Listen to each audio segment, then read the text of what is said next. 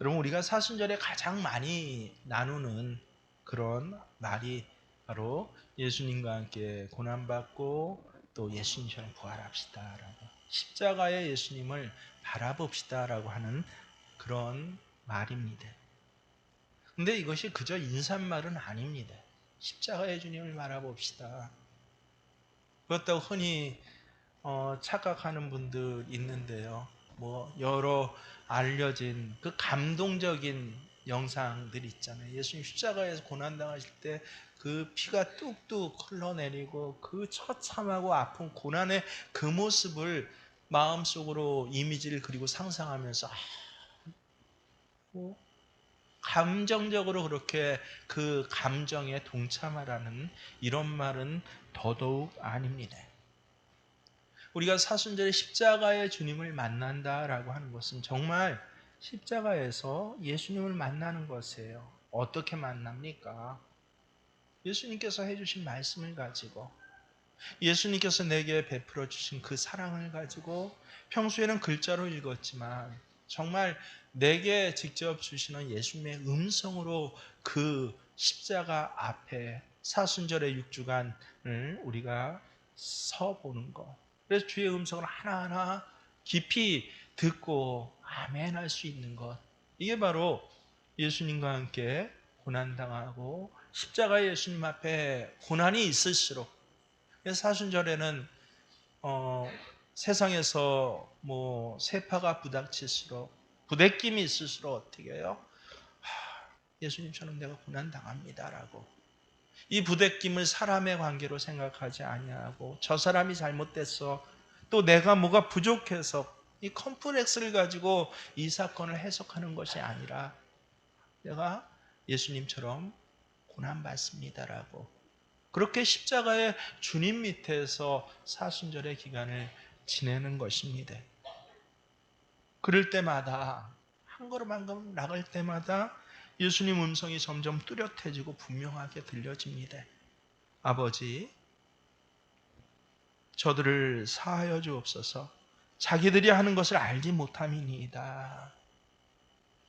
주님이 십자가에서 드렸던 이 기도가 나를 위하고 나를 불쌍히 여기셔서 내가 세상에서 죄짓고 또 깨닫지 못한 그의 죄인지도 모르고, 우리가 죄인지도 모르고 지은 죄가 얼마나 많습니까? 그런 내 모습을 지금 저 십자가 위에서, 하나님, 얘가 몰라서 그래요, 용서해 주세요라고 그 음성이 들려지고, 그게 내게 깨달음의 시간이 되는 것입니다. 내가 나와 함께 낙원에 있으리라. 주님이 하신 이 말씀이 내게 주신 말씀으로 믿어지면 그게 바로 예수님을 십자가에서 만나는 것입니다. 많은 사람이 예수님을 인격적으로 만났는지 그렇지 못한지에 대해서 이상하게 한국교회가 정말 병들었어요. 분명히 한 30년 전, 40년 전만 해도 당신 구원받았습니까? 라고 하나같이 난 구원받았습니다. 예수님 인격적으로 만났습니까? 중생했습니까? 난 중생했습니다라고 중학교 학생들조차 분명히 그게 믿어지고 그것을 고백하게 되었어요. 근데 그렇게 교회가 세워지고 그렇게 예배 시스템이 발전하고 교육 시스템이 발전했는데, 근데 어때요? 요새 크리스찬들을 보면 당신 예수님이 인격적으로 영접했습니까? 라고 하면 애들은요, 대학교 학생들조차 그게 무슨 말인지 의미를 몰라요. 나 세례받았습니다. 흔히 나오는 대답이 그거예요. 예수님이 인격적으로 영접했습니까? 중생했습니까? 물으면 나 세례받았습니다. 그리고 교회 안에 장년들은 어떻습니까? 글쎄요.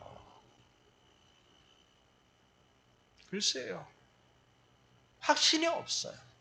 자기 지금 모습을 보니까, 화인 맞은 양심이라도 보니까 정말 내가 예수님이 인격적으로 영접했고 예수님 내 안에 계시는지 확신이 없는 거예요. 여러분, 왜 그렇습니까? 정말 예수님을 영접하지 않아서 그래요? 예수님이 여러분 안에 안 계셔서 그렇습니까? 아니에요. 깨닫지 못해서 그렇습니다. 그걸 정확히 알아야 합니다. 여러분, 예수님을 만나지 못하고 예수님 믿는 사람은 세상에 한 사람도 없습니다. 성경에 분명히 그렇게 기록해 놨어요. 누구든, 어느 누구도 성령이 아니고선, 성령이 내 안에서 시키지 아니하고서는 예수님을 주라고 시인하며 만날 수 없다라는 것입니다. 내가 예수님을 주라고 시인한 것은 성령이 내 안에 계시기 때문에 그래요. 내 모습을 보고 확신이 없는 것, 조금은 양심적인지 모르지만, 근데 내 안에 계신 예수님이 있는지 없는지 모르는 것, 깨닫지 못해서 그래요. 두 번째 이유는 뭐예요? 잃어버려서 그래요. 에베소 교회 교인처럼 그 첫사랑을 잃어버렸어요. 그 예수님과 함께 동행했던, 예수님이 내 안에 들어오셔서, 성령이 내 안에 들어오셔서 세상 사람 못해요. 근데 예수를 구주라고 고백하게 하셨던, 그게 중학교 학생 때였든지 대학생 때였든지 혹은 나이가 60, 70이 되어서 예수님을 주라고 고백했든지, 그때 그 귀한 은혜와 또 그 귀한 기쁨을 잃어버려서 그런 것입니다. 십자가 앞에 한 걸음 한 걸음 나갈 때, 그래서 주의 말씀이 들려지기 시작하면요, 깨닫지 못했던, 잃어버렸던 이것들이 하나하나 이제 내게 들려지기 시작해요. 맨 처음에는 모기 소리만도 못해요. 에어컨 소리가 더 성가 싫어요죠. 우는 애기 소리가 더 신경에 거슬리죠. 시계를 바라보면서 12시가 넘었는데 언제 끝날래나 라고 거기에 더 관심이 가지요. 한 걸음 한 걸음 더 다가갈 때마다 어때요? 놀랍게도 그 은혜가 에스겔서하고 똑같더라고요. 제 체험에 의하면요, 정말 그렇더라고요. 그 은혜가 발목에 닿았던 정도의 은혜예요. 오늘 끝나고 할 일이 더 내게 중요하게 보여요. 예배 시간에 거북한 것들, 내용들 보이면 그게 더 내 마음을 사로잡았어요. 그런데 한 걸음 더 가고 한 걸음 더 가고 한 걸음 더 갈수록 은혜가 어떻게 돼요? 무릎을 넘어 허리를 차고 나중엔 어떻게 됩니까? 한 사람을 넘어서 헤엄할 만한 강물이 되는데, 그 은혜가 한 사람만 살리는 게 아니라 온 바다까지 수송케 하더라. 나 하나 살린 게 아니라 내 가족들을 수송케 해요. 내 가족뿐만 아니라 온 바다까지, 내 친지들까지 수송케 합니다. 주위에 함께 직장 생활하던 뭘 하든, 심지어는 어디까지 복을 내려요? 우양의 새끼에까지. 우양의 새끼, 짐승의 새끼까지 나를 통해서 복 받는데 내 태 자녀들과 손주들이 복 안 받겠어요? 받죠. 언제? 십자가로 한 걸음 가면서 주님께서 주셨던 이 말씀이 믿어질 때요, 크게 들릴 때요. 오늘 특별히 예수님께서 세 번째 말씀을 우리에게 주십니다. 어머니 마리아와 제자 요한에게 주신 말씀이에요. 무슨 말씀입니까? 여자여 보소서 아들입니다. 제자에게 뭐라고 하십니까? 보라 내 어머니라 하신대. 실제로 제자 요한은 나중에 이제 사도가 돼서 사도 요한이 되잖아요. 이 말씀 그대로 마리아가 이 땅에 생명이 끊어질 때까지 어머니로 모셨습니다. 그래서 요한 사도가 다른 제자는 다 순교했어요, 일찍.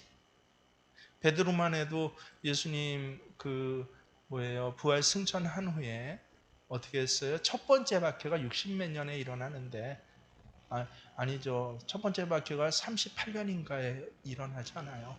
그때 이 뭡니까?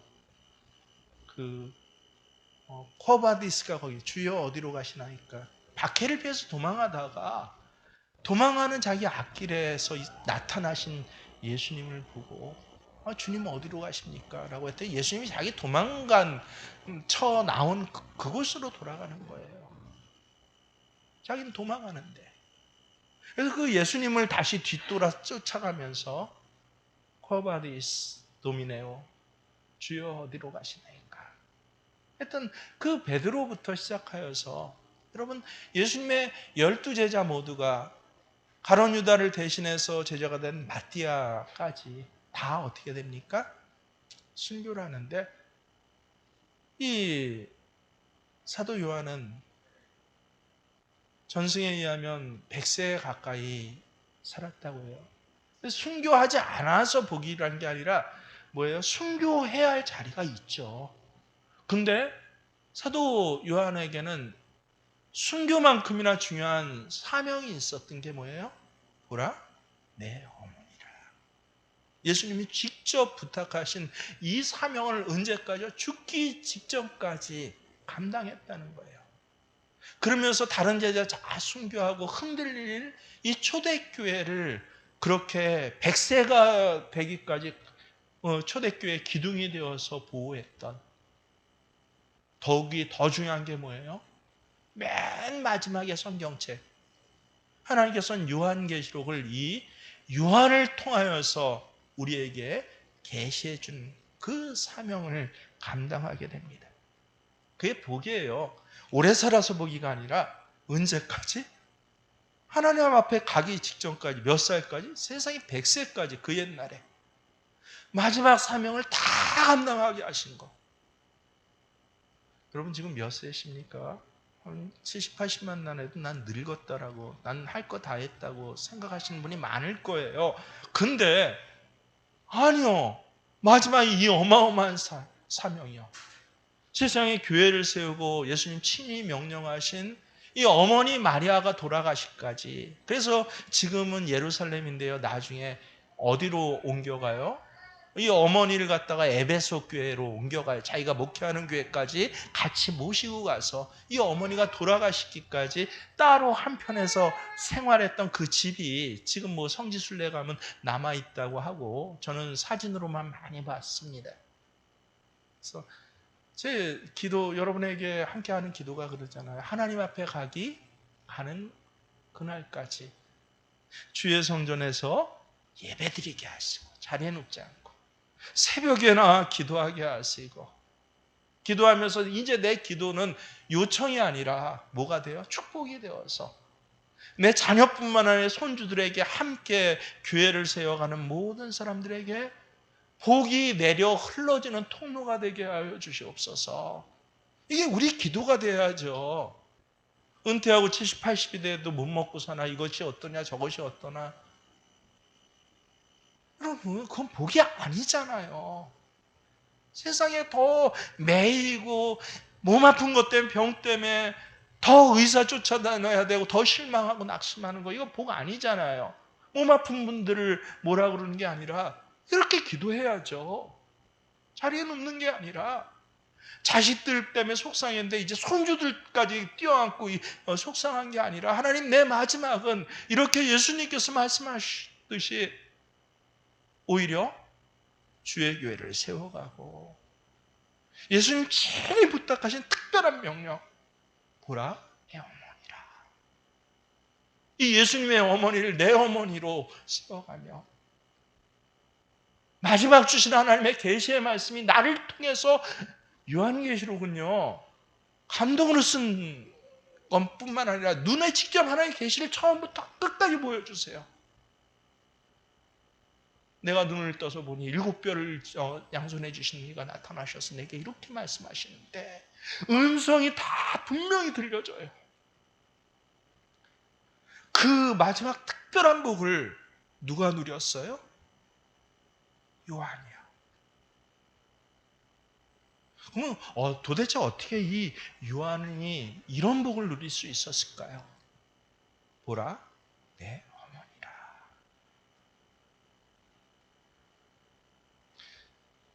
예수님 공생의 마지막 순간의 부탁을, 요청을 어떻게 요한만 받을 수 있었을까요? 오늘 우리가 그것 하나만을 생각해 보세요. 그러면서 말씀을 묵상하니까 점점 깨닫게 되는 게, 야, 요한은 사랑 참 많이 받은 사람이었다라고요. 사랑 많이 받은 사람만 이런 특별한 사랑, 특별한 십자가의 사랑을 누릴 수 있다라는 것이 점점 느껴지더라고요. 여러분, 그 야고보 사도의 별명이 뭐예요? 우리 잘 알죠? 야고보 사도 별명? 낙타무릎. 왜 낙타무릎이에요? 하도 무릎 꿇고 기도하는 시간이 서고 앉아있는 시간보다 더 많아서 그 무릎이 낙타처럼 휘었대요. 왜 낙타무릎이에요? 실제 우리 한국교회도 있어요. 한국교회도 저기 영등포 교회에 목사님 성함을 까먹었는데 지금 아마 돌아가셨을 거예요. 90 몇 세까지 제가 봤는데요. 그 목사님 무릎이, 오병직 목사님 무릎이 휘었어요. 정말 낙타처럼, 거의 기역자까지는 아닌데 한 70도 후에서 이러고 다니세요. 아이고 봤더니 목사 하도 눈물 흘리고 기도 많이 해서 무릎이 이렇게 휘었어요. 야고보 사도가 무릎이 휘어서 별명이 낙타 무릎이에요. 근데 요한 사도에게도 특별한 별명이 있는데 뭔지 아세요? 사랑의 사도예요. 요한 사도는 사랑 참 많이 알고 또 사랑을 참 많이 주고 사랑을 참 많이 누렸던 사도, 그게 바로 사도 요한입니다. 그러면 요한이 처음부터 그랬을까요? 사랑 많은 사람? 아니요. 성경에 요한 처음 등장할 때 뭐라고 등장하는지 아세요? 보라나게 우레의 아들들이라고 그렇게 등장합니다. 우레의 아들. 왜요?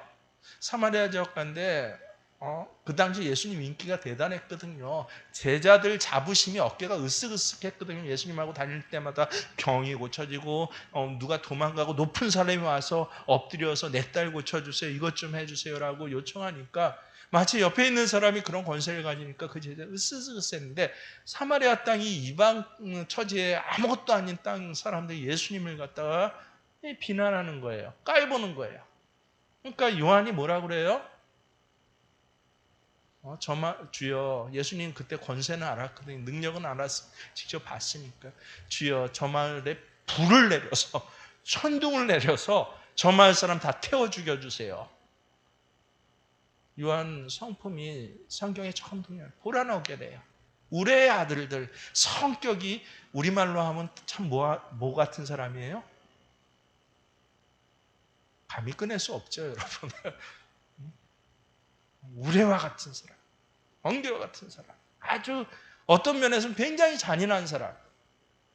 근데 놀랍게도 이 요한 사도가 어떻게 사랑의 사도가 되어갑니까? 요한복음에 나오는 제일 그 아름다운 표현이 있어요. 26절을 보면 뭐라고 해요? 예수께서 자기의 어머니와 사랑하는 하시는 제자가 곁에 섰는 것을 보시고, 그래서 요한이라고 안 그래요. 이 요한복음 요한 사도가 썼는데, 제자 요한이 썼는데 자기 이름을 나타낼 땐 요한이라는 이름 대신 주께서 사랑하시는 그 제자가, 요한 알아요. 주님이 나를 너무 사랑하시는구나. 어떻게 주님이 나를 이렇게 사랑하시지 알아요. 나를 너무 사랑하시는구나. 요한복음 13장 23절에 보면 아주 기가 막힌 또 기록이 있습니다. 뭐라고 합니까? 예수의 제자 중 하나 곧 그가 사랑하시는 자가 예수의 품에 의지하여 놓은지라. 늘 예수님 옆에서 저도 그런 경험이 있는데, 저도 고등학교 때 너무 마음이 맞고 좋아하는 친구, 지금까지 친구예요. 중학교 때부터 친구가 있어요. 학교 가면 캠퍼스 같은 데서 그런 친구와 함께 누워가지고 하늘 쳐다보면서 괜히 마음이 뿌듯하고 뭐 좀 그 젊은 날의 그 기쁨을 누리는 그 감동이 있잖아요. 특별히 이 남학생끼리 요새는 뭐 이상하게 오해를 하기도 하는 시각이 있을 수도 있지만 그런 감동이 있잖아요. 요한은 예수님으로부터 그런 감동을 직접 누렸던 자예요. 예수님의 품에 의지하면 예수님이 그걸 받아주셔요. 때로는 동생같이, 때로는 참 사랑하는 제자처럼 받아주시고, 이런 과정들이 예수님과 함께 계속 지내면서 어떻게 돼요? 이 보라나의 우레와 같은 요한의 마음을 조금씩 조금씩 녹여냈던 거예요. 참, 예수님 날 참 사랑하시는구나. 날 참 사랑하시는구나. 여러분은 어떻습니까? 그렇지 않습니까? 그 사랑이, 아까 제가 그랬죠. 예수님이 정말 나와 함께 있는지 없는지 모르겠어요. 두 가지 이유예요. 첫 번째는 뭐다? 깨닫지 못했어요. 예수님이 나를 구원해 주시는 의미가 정말 무엇인지, 그냥 세례받고 죽으면 천국 가는 걸로 다 아는 것인지 몰라요. 깨닫지 못해. 두 번째는 잊어버렸어. 요한은 안 그래요. 예수님 생각할 때마다 예수님 나를 참 사랑하시는구나. 그걸 기억한 게 아니라 누렸던 사람. 이게 얼마나 중요한지 모릅니다. 나중에 예수님 부활 승천하고 점점 나이가 들어서 늙어가면서 70, 80이 넘어서 이제 하나님 주신 영감으로 편지를 쓰는데 사랑의 편지들을 쓰거든요. 그게 요한 1, 2, 3서입니다. 성경에. 하나님이 여러 말씀을 주시는데 그중에서 제일 감동 있는 것, 요한에게 제일 은혜가 되는 통로가 되는 말씀이 바로 사랑의 서신이에요. 요한일서 4장 10절에서 뭐라고 고백합니까? 사랑이 여기 있으니 우리가 하나님을 사랑한 것이 아니요 하나님이 우리를 사랑하사.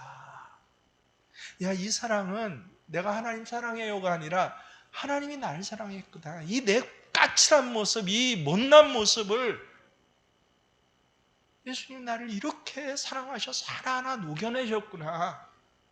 세상으로부터는 그런 은혜를 받을 수 없다는 걸 점점 알게 되는 거예요. 그 사랑을 알수록. 그래서 부모로부터 받은 상처조차도 어떻습니까? 이 예수님의 사랑에 녹아지더라고요. 실제로요. 상처를 붙잡고 사는 사람이 아니라, 그래서 은혜와 사랑을 붙잡고 사는 삶을 가능하게 해요. 이걸 깨닫지 못하고 그 첫사랑을 잊어버리면 어떻게 돼요? 매일 상처와 은혜 사이에서 왔다 갔다 해요. 제일 불쌍한 인생이 다람쥐 쳇바퀴 인생이에요. 주기적으로 어떤 장소에만 가면, 어떤 사람과만 만나면 주기적으로 상처와 은혜 이 사이에서 왔다 갔다 하는데, 자기는 왔다 갔다 한다고 하죠. 그 사이에 주변의 건 다 쓰러져 버려요. 남편, 부모부터 자식들 다 쓰러져 버려요. 다 불타버려요.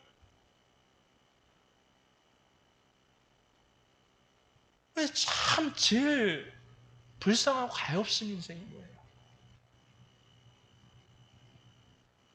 그저 우리가 육신의 죄로 인해서 때때로 죄 짓고 때때로 죄에 넘어, 그게 아니에요. 점점 이 사랑을 알아가고 녹아져야죠. 보라나게가 뭐가 돼요? 사랑의 사도가 돼야죠. 어떻게 해요? 예수님 나를 이렇게 사랑하시는구나. 이렇게 사랑하시는구나. 요한일서 4장 19절에 뭐라고 그래요? 우리가 사랑함은 그가 먼저, 하나님이 먼저 나를 사랑하셨다. 그렇구나. 요한 1, 2, 3서를 쭉 한번 같이 읽어보세요. 정말 요한 사도는 사랑의 사도예요. 왜냐하면 사랑을 지금 누리고 있어요. 사랑의 편지를 잘 쓰고 표현을 잘해요. 아니에요. 내가 지금 누리고 있는 사랑을 이야기를 하는 사람이에요. 과거에 사랑했다 아니에요. 사랑할 교육을 한다 아니에요. 내가 누리고 있는 이 사랑은 하나님이 나를 사랑하신 사랑이야. 하나님이 나를 사랑하신 사랑이야. 그래서 사순절이 얼마나 귀한 시간인지 아세요? 우리는 때때로 시기에 따라 세상 일에 좀 더 급박한 일에 마음을 빼앗길 때가 있어요. 때때로 여러 또 규범적인 일들에 이걸 감당 못해서 육신에 피곤함, 육신이 약해서 그런 때가 있어요. 1년 주기로 보면 사순절은 어떤 시간이에요? 그 모든 것들을 옆에 두고 예수님 앞에 한 걸음 한 걸음 나가는 시간. 어떻게 나가요? 주님이 나를 너무 사랑하시는구나. 나이에 상관없습니다. 남녀노소의 구분이 없어요. 신앙의 이력의 구분이 없습니다. 이게 사순절의 의미예요. 이 의미, 이 주님이 나를 참 사랑하시는 이걸 깨닫지 못하면요. 사람이 어떻게 되는지 아십니까? 한마디로 바싹바싹 말라버립니다. 바싹바싹 말라버려요. 이번 산불 보면서 저도 깜짝 놀라고 전 국민이 깜짝 놀라잖아요. 저 광활한 미국 그 광활한 숲에서나 일어나야 할 그 한 달이 가는 산불인 줄 알았는데 예? 온 산이 태워지고 이번에 마을 불탄 것들이 이제 사진에 나오는데요. 아주 끔찍하더라고요. 어떤 곳은 한 마을 전체가 불타버렸어요. 항공사진으로 찍었는데 옆에 사진으로 찍었던 건 모르는데 항공사진으로 그 마을 전체가 다 불탄 모양이 나오니까 야, 좀 끔찍하구나. 끔찍한 게 중요한 게 아니라 그걸 보면서 알아지고 깨달아져요. 우리는 앞으로 이게 뭐 설악산 산불 그때부터 시작돼서 주기적으로 반복될 거예요. 이것이 올해 설악산에 산불 안 난 건 기적입니다. 주기적으로 반복될 텐데 왜 그래요? 한반도 기후가 점점 건조해져요. 점점 아열대를 닮아가요. 아열대를 닮아서 고온되면 그러면 습기라도 있어야 되는데 지형적으로 건조해요. 한쪽에 산이 번쩍 있어갖고 습기가 통하지를 않아요. 하루 막혀요. 점점 어때요? 야, 고온 건조해지는 것. 바싹 마르면 이건 불씨 하나만 태워도 산불이 나요. 그럴 수밖에 없습니다. 누가 산불을 냈다고 막 어떤 사람 지목하고 성묘하게 냈다 저놈 잡아라 구속해라 하는데 아니에요. 어떻게든 날 산불이었어요. 그 사람이 살짝 튕겼던 거예요. 그 사람이 이렇게 뭐 집만 해도 3280 매체가 불탔다고 그러더라고요. 산불의 사상자가 75명이래요. 사망자 30명을 포함해서 중상자, 경상자까지 다. 어떻게 이런 것들이 일어날까? 단 하나예요, 여러분. 말라서 그래요.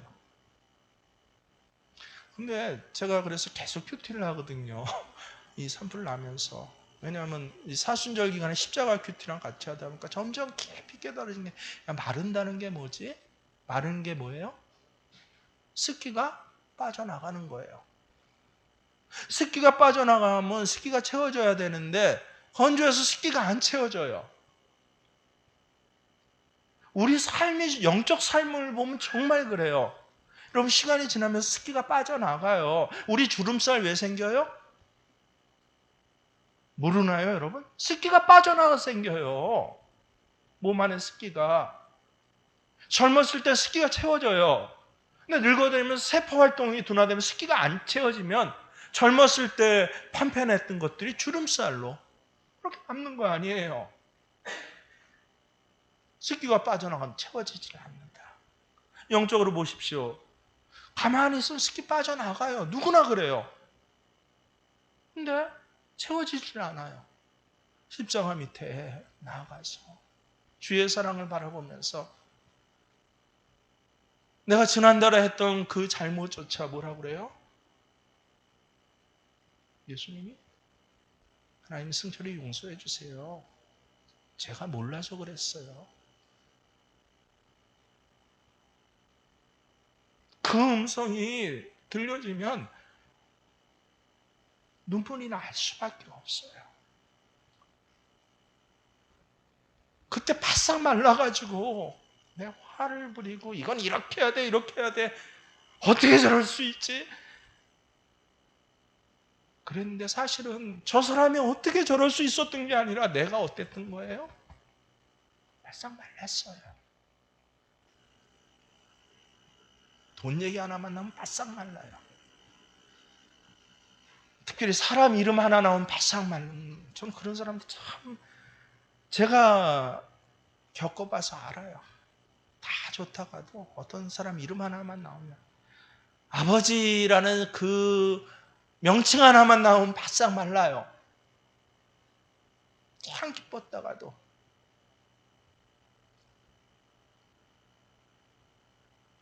그런 분 안 계십니까? 어머니라는 그 명칭만 나오면 어머니 하면서 따뜻해야 되는데 냉해져요. 냉해져요.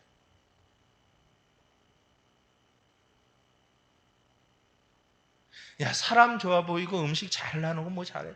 돈 얘기 하나만 나오면 얼굴이 바싹 말라요. 아주 차가우고 마음은 바싹 말라요. 그럼 뭐 해야 돼요? 그럼 불꽃은 어디에서도 튀어요. 시장터에서도 쳐요. 집에서 남편하고 이야기할 때 불꽃이 튀어요. 심지어 교회 와서도 튀어요. 그럼 활활 타올라요. 불같은 시험이요. 그래서 성경이 불같은 시험이라고. 촉촉해져야 되는데 이 사랑을 내가 깨닫고 누려야 되는데 요한은 예수님의 사랑을 누렸어요. 근데 누리기만 한 줄 아세요? 아니에요. 요한도 처음엔 다 도망갔어요. 다른 제자처럼. 근데 그래서 마태복음 26장에 보면요. 요한까지 다 도망갔다고 그렇게 기록되어 있어요. 한 사람도 남기지 않고 이 사도 요한까지 그 사랑받았던 사람 예수님 나 사랑해줘요. 사랑해 주셨군요. 라고 이 감격하고 그 품에 누웠던 요한까지 어때요? 도망갔더라. 세상 상황은 어떤 상황에서는 이렇게 사랑 많이 깨닫고 체험한 사람도 도망가게 만들어요. 근데 다행히 어떻게 해요? 오늘 26절에 보니까 뭐라고 그래요? 예수께서 그 모친과 사랑하시는 제자가 곁에 섰는 것을 보시고 곁에 서 있어 돌아왔다는 거예요. 돌아왔다는 거예요. 다른 제자는 그대로 갈릴리로 뭐로 어디로 다 내팽개치고 근데 요한은 어땠어요? 돌아왔다. 우리가 때때로 실수하고 넘어질 때 있어요. 저도 그렇습니다. 근데 돌아왔다. 이게 여러분 가룟 유다를 예수님은 사랑하시지 않았나요? 저희 사도 요한만 사랑하셨나요? 아니요, 똑같이 사랑했어요. 근데 왜 우레의 아들은 사랑의 사도 요한이 됐고 그렇게 똑똑했던 가룟 유다는 배반자 유다가 됐습니까? 배교자가 됐습니까? 이게 없었어요. 돌아왔다. 얼로 십자가 밑으로. 요한이 무엇 때문에 돌아왔는지는 나오지 않아요. 근데 제가 살아보니까 알겠어요. 도망갈 때가 있었어요. 근데 돌아오게 하시는 그 과정이 있더라고요. 그 과정. 예수님이 나를 어떻게 사랑하셨는데 그거 하나 생각하면요. 돌아와지더라고요. 눈에 당한 문제보다 엄마 어떻게 자식들 문제라면 우리는 완전히 눈이 가려져 버리잖아요. 저는 점잖은 척 하느라고 자식들 문제 앞에서 화들갑 안 떨겠더라고 작정을 했어요. 아내가 호들갑 떠는 거 보고 여보 진정해. 당신 눈 가렸어 자식들한테. 그런 얘기를 막 아내를 타박을 했어요. 근데 나중에 제 속을 보니까요. 오히려 호들갑 떠는 아내보다 안 그런 척하면서 더 눈이 가려지더라고요. 제발. 그런 때가 있어요. 눈 가려지고 사랑보다 이게 더 크게 느껴지고 병원 한번 가보세요. 목사가 중요해요? 의사가 중요해요? 그런 때가 있어요. 근데 어떻게 돼요? 돌아왔더라. 십자가 밑으로 돌아와서 마리아와 곁에 섰더라. 아, 사순절의 기간이 이런 기간이구나. 여러분, 이 세 번째 말씀은요, 다른 복음서에는 없어요. 누구만 들을 수 있는 말씀이에요? 십자가 밑에 있는 제자, 돌아온 제자 요한만 들을 수 있었던 특별한 말씀입니다. 똑같이 성경을 읽어도 어떤 사람에게만 들려지는 특별한 말씀이 있어요. 아주 특별한 은혜, 능력의 은혜가 있습니다. 그걸 제자 요한은 누렸던 거예요. 어떻게? 돌아왔더라. 교회도 보면 제가 좀 이렇게 이 칼같이 나누는 것을 잘합니다.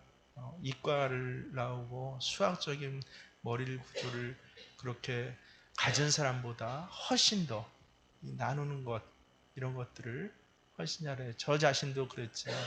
그래서 제가 제일 잘했던 게 나누는 거예요. 나누고 더하는 거. 그래서 수학도 그런 의미에서 풀어가고 이 통계적으로 보고 잘하고 했는데, 중요한 건 무엇입니까? 이른바 우리가 계산하잖아요. 점점 나누잖아요. 이게 가치가 있다 없다, 세상을 바라보는 자기 기준이 있잖아요. 그것에 따라 살면요, 주가가 얼마고 이율이 얼마고 뭐 금값 올랐다고 해서 금값 얼마고 어느 주식이 뭐 어때요, 어느 지역에 아파트가 비싸요, 탓하는 건 아닙니다. 근데 그것에 따라 살다 보면 거기 휘둘려서 화들짝 깨지고 도망가요. 그런 삶 있는 분 계십니까? 그때 어떻게 해요? 돌아왔더라. 얼로? 다른 데 아니에요. 내 추억거리 찾아서 아니에요. 십자가 밑에 돌아왔더라. 이 사람들이 받는 특별한 은혜가 있어요. 냉철하게 볼 땐, 야, 왜 저 사람만 저렇게 십자가를 질까? 그렇게 안 하는 사람들이 못나 보이고 미워 보여요. 근데 목회를 하면 할수록 제가 점점 깨닫게 되는 게요, 그렇게 안 하는 사람 못나고 미워하는 게 중요한 게 아니라 그렇게 하는 사람이 받는 은혜예요. 남보다 더 1시간 일찍 와서 예배를 섬기고 기도하고 참 십자가 지는 거예요. 근데 십자가를 지면서 예수 사랑으로 십자가를 지게 될 때는요, 육신적으로 1시간 더 해야 되고 힘들죠. 계산적으로는 어때요? 쟤는 요만큼 했는데 나는 왜 이만큼 해야 돼? 불평불만 나올 수 있죠. 근데 놀랍게도 그런 사람들에게 아주 특별한 은혜가 있더라. 그 은혜는 누구만 알아요? 곁에서 십자가를 접은 사람만 알아요. 도망갔다가라도 십자가 밑에, 주의 교회 밑에 돌아온 사람만, 요한만 그 예수님 말씀을 들었듯이 들을 수 있습니다. 오늘 이번 주 내내 십자가에 내게만 해주신 말씀, 요한에게만 아니에요. 이후로 십자가 밑에 돌아올 모든 예수님의 친구들에게, 자녀들에게 주신 말씀이에요. 이 음성을 들으실 수 있는 저와 여러분 되실 주의 이름으로 축원합니다.